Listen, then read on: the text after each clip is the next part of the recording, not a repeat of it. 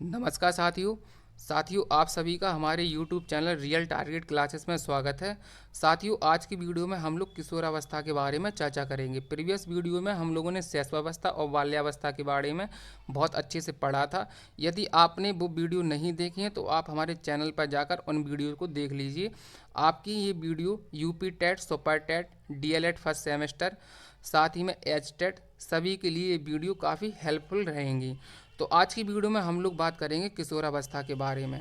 किशोरावस्था क्या है, यह कितने से कितने वर्ष तक होती है, इसे और किस नाम से जाना जाता है, किशोरावस्था से जुड़े महत्वपूर्ण कथन, इसके साथ ही किशोरावस्था की विशेषताएं आज हम लोग इस वीडियो में पढ़ने वाले हैं। तो शुरू से लेकर अंत तक आप इस वीडियो में बने रहिए।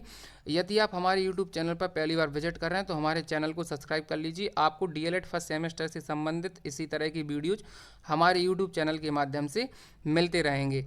और आप चाहते हैं कि आपको प्रॉपर नोट्स प्रोवाइड किए जाएं तो उसके लिए आपको हमारा व्हाट्सएप ग्रुप ज्वाइन करना होगा, जिसकी लिंक वीडियो के डिस्क्रिप्शन बॉक्स में दी गई है।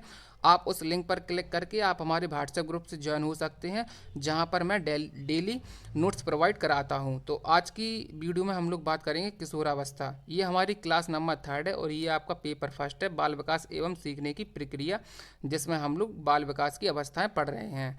तो इसमें हम लोग आज बात करेंगे किशोरावस्था के बारे में। किशोरावस्था को आंधी और तूफान की अवस्था कहा गया है। ये स्टैनली हॉल का कथन है, ये वेरी वेरी मोस्ट इम्पोर्टेंट कथन है। किशोरावस्था इट मीन्स एडोलसेंस, ठीक है। तो एडोलसेंस जो शब्द है वो लैटिन भाषा के एडोलसियर से बना है, जिसका अर्थ होता है प्रजनन या परिपक्वता का विकास होना, ठीक है। इसमें इम्पोर्टेंट पॉइंट ये है कि पेपर में पूछ लिया जाता है कि एडोलसेंस जो पुस्तक है वो किसकी है, तो स्टैनली हॉल की यह पुस्तक है। और एडोलसेंस शब्द जो है वो एडोलसियर से बना है, जिसका अर्थ होता है प्रजनन या परिपक्वता का विकास होना, ठीक है। इसके बाद हम लोग नेक्स्ट पॉइंट की ओर बढ़ते हैं। नेक्स्ट पॉइंट है हमारा किशोरावस्था के उपनाम। इसे किशोरावस्था को उलझन की अवस्था के नाम से भी जाना जाता है। इसे उलझन की अवस्था क्यों कहा जाता है, क्योंकि इस अवस्था में बालक जो भी कार्य करता है वह उस कार्य की उलझन में पड़ा रहता है, बालक कार्य की द्वंद्वता में फंसा रहता है, इस कारण इसे उलझन की अवस्था कहा गया है। इसके बाद हमारा सेकंड पॉइंट है दुखी अवस्था। तो इसे दुखी अवस्था इसलिए कहा गया है क्योंकि इस अवस्था में बालक को भविष्य की चिंता रहती है, वह भविष्य को लेकर बालक चिंतायुक्त रहता है, इसलिए इसे दुख की अवस्था कहा गया है। इसके बाद जो हमारा थर्ड पॉइंट है स्वर्णकाल, इसे गोल्डन एज भी कहा गया है, साथ ही में बसंत ऋतु की अवस्था कहा गया है। तो इसे गोल्डन एज और बसंत ऋतु की अवस्था क्यों कहा गया है, क्योंकि बच्चा इसमें नई नई चीज़ों को सीख रहा होता है, इस समय बच्चा खुश रहता है, इसलिए इस अवस्था को बसंत ऋतु की अवस्था या गोल्डन एज के नाम से जानते हैं। इसके बाद अत्यंत जटिल अवस्था।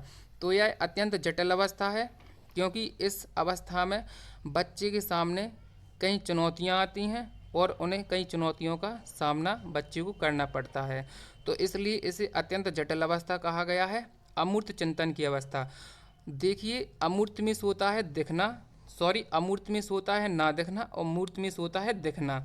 तो अमूर्त चिंतन की अवस्था इसे क्यों कहा गया है, वो इसलिए कहा गया है, आपने देखा होगा कभी जब कोई बच्चा नदी किनारे बैठा रहता है और जो पानी है उसमें कंकड़ फेंकता रहता है और मन ही मन में कुछ सोचता रहता है, और अमूर्त में सोता है ना देखना, तो यानी कि उसे वो दिख नहीं रहा लेकिन वो मन ही मन में उस चीज़ पर विचार कर रहा है, तो इसलिए इसे अमूर्त चिंतन की अवस्था कहा गया है, ठीक है।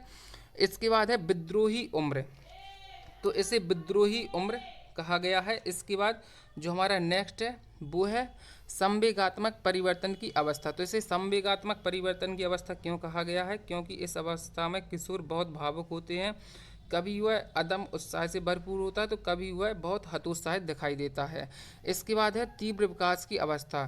तो इसे तीव्र विकास की अवस्था कहा गया है क्योंकि इस अवस्था में भाषाई विकास, नैतिक विकास, शारीरिक विकास, आध्यात्मिक विकास बहुत तेजी से होता है, इसलिए इस अवस्था को तीव्र विकास की अवस्था कहा गया है। इसके बाद हम लोग किशोरावस्था के महत्वपूर्ण कथन देखेंगे, जिसमें हमारा सबसे महत्वपूर्ण कथन है स्टैनली हॉल का। स्टैनली हॉल ने किशोरावस्था को लेकर एक कथन दिया है और उनका ये कथन वेरी वेरी मोस्ट इम्पोर्टेंट कथन है। ये कथन परीक्षा में बहुत बार पूछा जा चुका है, इसलिए आप इसको रट लेंगे। किशोरावस्था प्रबल दबाव, तनाव, तूफान एवं संघर्ष की अवस्था है। तो इनने क्या कहा है स्टैनली हॉल ने, इन्होंने कहा है कि किशोरावस्था जो है वो प्रबल दबाव, तनाव, तूफान एवं संघर्ष की अवस्था स्टैनली हॉल ने कहा है। साथ ही में किशोरावस्था में शारीरिक, मानसिक व सामाजिक विकास होता है वह अचानक से होता है, तो इन्होंने ये भी कहा है। ठीक है, तो इन्होंने जो कहा है किशोरावस्था प्रबल दबाव, तनाव, तूफान एवं संघर्ष की अवस्था है, वो क्यों कहा है? क्योंकि इस अवस्था में जो बालक है वो अपराधी प्रवृत्ति अपनी परि जो अपराधी प्रवृत्ति है उसकी वो अपनी पराकाष्ठा पर पहुंच जाती है, उन्हें सही गलत का भेद समझ में नहीं आता है, तथा साथ ही नशीली वस्तुओं का प्रयोग भी इस अवस्था में प्रारंभ हो जाता है। साथ ही में इस अवस्था में बच्चे खुद को ही सही मान बैठते हैं और अपने माता पिता से भी लड़ जाते हैं। वे खुद में ही जीना चाहते हैं और खुद में ही मरना चाहते हैं। इसके साथ ही इस अवस्था में किशोर के आवेग और संवेग में तेजी से परिवर्तन होता है, जिससे उन्हें समझना कठिन हो जाता है कि वे किस पल क्या सोच रहे हैं। उनमें क्रोध, घृणा, चिड़चिड़ापन, उदासीनता आदि दुर्गुण भी इस अवस्था में उत्पन्न हो जाते हैं। इस अवस्था में किशोर खुद में ही विलीन रहना चाहता है। वह खुद को ही सही, बाकियों को गलत नज़रियों से देखता है। वो अपने आप को स्वतंत्र रखना चाहता है। अगर परिवार से कोई दखल दी जाती है तो उनमें उद्दंडता, निष्ठुरता, कठोरता, गंदगी, अव्यवस्था आदि गंदी आदतों को अपना लेता है। इस अवस्था में जिज्ञासु प्रवृत्ति भी बढ़ती है। किशोर नई नई चीज़ें जानने, सीखने आदि के प्रति क्रियाशील होता है। इस अवस्था में उनकी शारीरिक और मानसिक दोनों क्षमताएं प्रभावित होती हैं। इस अवस्था में एक पल वह कभी उत्साहपूर्ण तो कभी दूसरे पल तनाव और भावात्मक असंतुलन से परिपूर्ण देखा जा सकता है। तो इन सभी कारणों से ही स्टैनली हॉल ने इस अवस्था को, किशोरावस्था को जो कहा है वो प्रबल दबाव, तनाव, तूफान एवं संघर्ष की अवस्था कहा है। ये इनका very very most important statement है। ठीक है, इसके बाद किलपैट्रिक के अनुसार देख लेते हैं। तो किलपैट्रिक ने क्या कहा है? तो इनने कहा है किशोरावस्था जो है जीवन का सबसे कठिन काल है। इसके बाद हमने बता ही दिया कि जीवन का सबसे कठिन काल कैसे है। इसके बाद जो हमारा नेक्स्ट है वो है बैलेंटाइन के अनुसार। तो बैलेंटाइन ने किशोरावस्था को अपराध की एक नाजुक अवस्था कहा है। इसके बाद है कुलहन के अनुसार। तो इन्होंने क्या कहा है? इन्होंने कहा है कि किशोरावस्था बाल्यावस्था तथा प्रौढ़ावस्था के मध्य अत्यधिक परिवर्तन का संक्रमण काल है। ठीक है, तो इन्होंने क्या कहा है कि जो किशोरावस्था है वो बाल्यावस्था और प्रौढ़ावस्था के मध्य अत्यधिक परिवर्तन का संक्रमण काल है। इस अवस्था में बच्चे को समझ नहीं आता क्या करना चाहिए क्या नहीं। बच्चे के सामने भिन्न भिन्न प्रकार की परेशानियां आती हैं, इसलिए इस अवस्था को संक्रमण काल कुलहन ने कहा है। इसके बाद हम नेक्स्ट देखते हैं। तो नेक्स्ट में हम लोग पढ़ेंगे किशोरावस्था की विशेषताएं। तो किशोरावस्था की विशेषताएं में जिसमें सबसे पहले हम पढ़ेंगे शारीरिक विकास। देखिए, शैशवावस्था में शारीरिक और मानसिक विकास बहुत तेजी से होता था। बाल्यावस्था में शारीरिक और मानसिक विकास में स्थिरता आ जाती थी। ठीक है, लेकिन बाल्यावस्था में मानसिक योग्यताओं का विकास होने लगता था। इसके बाद किशोरावस्था में शारीरिक और मानसिक विकास फिर से होने लगता है, जिसमें हम लोग पढ़ेंगे शारीरिक विकास। ठीक है, तो शारीरिक विकास में हम लोग सबसे पहले पढ़ेंगे, इसमें जो पहला पॉइंट हमारा वो है शारीरिक विकास। तो शारीरिक विकास कैसे? मतलब किशोरावस्था में तीव्र शारीरिक विकास होता है। किशोरों की भार व लंबाई में अचानक से तेजी के साथ वृद्धि होने लगती है। इस टाइम बच्चे को इतनी तेजी से हार्मोन्स का चेंजेस होता है, और ये सब होता किससे है? हार्मोन्स की वजह से होता है। इतना तेज हार्मोन्स का चेंजेस होता है कि वह गलत दिशा में भी जा सकता है और अच्छी दिशा में भी। इस टाइम बच्चे के माता पिता को बच्चे के साथ फ्रेंडली व्यवहार करना चाहिए, जिससे कि वह तनाव में ना रहे। ठीक है, तो ये हमारा किशोरावस्था में पहली थी शारीरिक विकास। देखिए, किशोरावस्था पूरे तरीके से अपने आसपास की जलवायु पर निर्भर करती है। अगर बच्चा को अच्छा वातावरण मिलता है तो उसकी पॉजिटिव ग्रोथ होगी, और अच्छा वातावरण अर्थात एटमॉस्फेयर अच्छा नहीं मिलेगा तो उसकी नेगेटिव ग्रोथ होगी। ठीक है, इसके बाद जो हमारा सेकंड है वो है मानसिक विकास या बौद्धिक विकास। तो मानसिक विकास और बौद्धिक विकास कैसे है तो वो भी देख लेते हैं। किशोरावस्था में व्यक्ति तर्क वितर्क, चिंतन एवं समस्या के समाधान के विषय में सोचने लगता है। बच्चे के सामने जो समस्याएं आती हैं वह उसका समाधान करना भी सीख लेता है, और इस क्रम में बौद्धिक क्षमता का विकास बहुत तेजी से होने लगता है। तो मानसिक विकास का भी और बौद्धिक विकास इस अवस्था में बहुत तेजी से होने लगता है। इसके बाद हमारा थर्ड है संवेगात्मक विकास। तो संवेगात्मक विकास कैसे कि इस अवस्था में किशोर बहुत भावुक होते हैं, कभी वह अदम उत्साह से भरपूर होते हैं तो कभी वह बहुत हतोत्साहित दिखाई देते हैं। इसके बाद हमारा फोर्थ है कल्पनाशीलता। तो किशोरावस्था में किशोर अत्यधिक कल्पनाशील होता है। वास्तविक जीवन में किशोर जब अपनी अभिलाषाओं को पूरा करने में असमर्थ होता है तो वह इसकी पूर्ति कल्पना जगत में करने लगता है। कभी कभी वह छोटी छोटी चीज़ों को लेकर कल्पना में डूब सा जाता है। यह प्रवृत्ति कभी कभी हानिकारक भी हो जाती है। कभी वह इन दिवा स्वप्नों के जो दिवा स्वप्नों से आते हैं को आधार मानकर रचनात्मक कार्य करते हैं, तो कभी इसकी अधिकता बाल अपराधी के कगार पर लाकर खड़ा कर देती है। तो ये कल्पना की बहुलता है इसमें। और इसमें जो नेक्स्ट विशेषता दी गई है वो दी गई है चिंताओं में वृद्धि।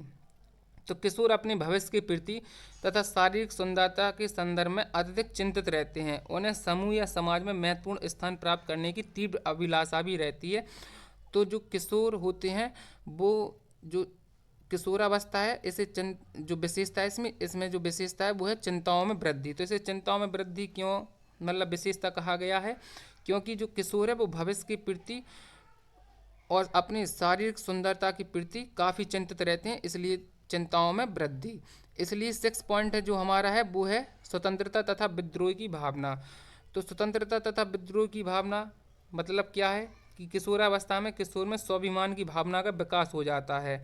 वह बड़ों के आदेशों, परंपराओं, रीति रिवाजों और अंधविश्वासों के बंधन में नहीं रहना चाहता, वह स्वतंत्र रहना चाहता है। यह चाहत उसे विद्रोही स्वभाव का बना देती है। उनमें बिना तर्क किए किसी भी बात को न मानने की प्रवृत्ति भी दिखाई देती है। तो इसे स्वतंत्रता तथा विद्रोह की भावना कहा गया है। इसके बाद अपराधी प्रवृत्ति का विकास।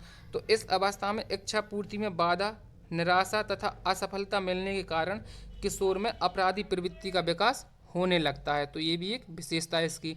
इसके बाद जो नेक्स्ट विशेषता है वो है हमारी विविधतापूर्ण विशेष रुचियाँ। तो विविधतापूर्ण विशेष रुचियों से क्या मतलब है कि आयु की वृद्धि के साथ साथ किशोर की रुचि में विविधता तथा परिवर्तनशीलता है बनी रहती है। जहाँ एक तरफ ज़्यादातर किशोर खेलकूद, व्यायाम, साहस के कार्य आदि में विशेष रुचि लेते हैं, वहीं किशोरियों में कढ़ाई, बुनाई, नृत्य, संगीत, शरीर को वस्त्र तथा आभूषणों से अलंकृत करने आदि में रुचि दिखाई देती है। तो व्यवसाय की चिंता भी रहती है। ठीक है। इसके बाद जो हमारा 10 है वो है समाज सेवा की भावना। तो समाज सेवा की भावना भी इस अवस्था में रहती है। जो किशोर और किशोरियां हैं वह समाज सेवा करना भी इस अवस्था में चाहती हैं। तो इस जो विशेषता है इसकी वो समाज सेवा की भावना भी इसकी एक विशेषता है। ठीक है। तो आज की वीडियो में हम लोगों ने पढ़ा किशोरावस्था क्या है, यह कितने से कितने वर्ष तक रहती है। तो इसका जो कार्य है वो जो कार्यकाल है वो 13 से 18 वर्ष तक है। ठीक है। इसके अंतर्गत हम लोगों ने किशोरावस्था के उपनाम, किशोरावस्था के महत्वपूर्ण कथन और किशोरावस्था की क्या विशेषता हैं आज की वीडियो में हमने पढ़ा। अगर आपको वीडियो अच्छी लगी हो तो वीडियो को लाइक कर दीजिए, अधिक से अधिक शेयर कीजिए। यदि आप हमारे यूट्यूब चैनल पर पहली बार विजिट कर रहे हो तो हमारे चैनल को सब्सक्राइब कर लीजिए। आपको डीएलएड फर्स्ट सेमेस्टर से संबंधित इसी तरह की वीडियोज हमारे यूट्यूब चैनल के माध्यम से मिलते रहेंगे। और आप चाहते हैं कि आपको प्रॉपर नोट्स प्रोवाइड किए जाएँ तो उसके लिए आपको हमारा व्हाट्सएप ग्रुप ज्वाइन करना होगा, जिसकी लिंक वीडियो के डिस्क्रिप्शन बॉक्स में दी गई है। आप उस लिंक पर क्लिक करके आप हमारे व्हाट्सएप ग्रुप से ज्वाइन हो सकते हैं, जहां पर डेली नोट्स प्रोवाइड किए जाते हैं। किशोरावस्था ये वेरी मोस्ट इम्पोर्टेंट टॉपिक था हमारा। ये इससे एग्ज़ाम में हमेशा प्रश्न पूछा ही जाता है। और इस अवस्था में हम आपको फिर से एक बार रिपीट कर देते हैं कुछ इम्पोर्टेंट पॉइंट। इसमें जो एडोलसेंस है वो एडोलसेंस लैटिन भाषा की एडोल्सिया शब्द से लिया गया है, जिसका अर्थ होता है परिपक्वता। ठीक है। और जो एडोलसेंस है ये किसकी बुक है, तो ये स्टैनली हॉल की बुक है। ठीक है। और किशोरावस्था को स्टैनली हॉल ने क्या कहा है, तो स्टैनली हॉल ने किशोरावस्था को प्रबल दबाव, तनाव, तूफान एवं संघर्ष की अवस्था कहा है। ठीक है। और इस अवस्था में सबसे इम्पोर्टेंट पॉइंट ये है कि इस अवस्था जो है किशोरावस्था है, इसमें जो बच्चे का व्यवहार है, जो मतलब किशोरावस्था पूरी तरीके से अपने आसपास की जलवायु पर निर्भर करती है। अगर बच्चा को अच्छा वातावरण मिलता है, अच्छा एटमॉस्फेयर मिलता है तो उसकी पॉजिटिव ग्रोथ होगी, और अगर नेगेटिव वातावरण मिलता है तो उसकी नेगेटिव ग्रोथ होगी। ठीक है। तो ये किशोरावस्था की कुछ महत्वपूर्ण परिभाषाएं, महत्वपूर्ण पॉइंट थे जो हमने आपको बताए हैं। अगर आपको वीडियो अच्छी लगी हो तो आप वीडियो को लाइक कीजिए और अधिक से अधिक शेयर कीजिए। फिलहाल इस वीडियो में इतना ही, मिलते हैं नेक्स्ट टॉपिक के साथ। Thank you.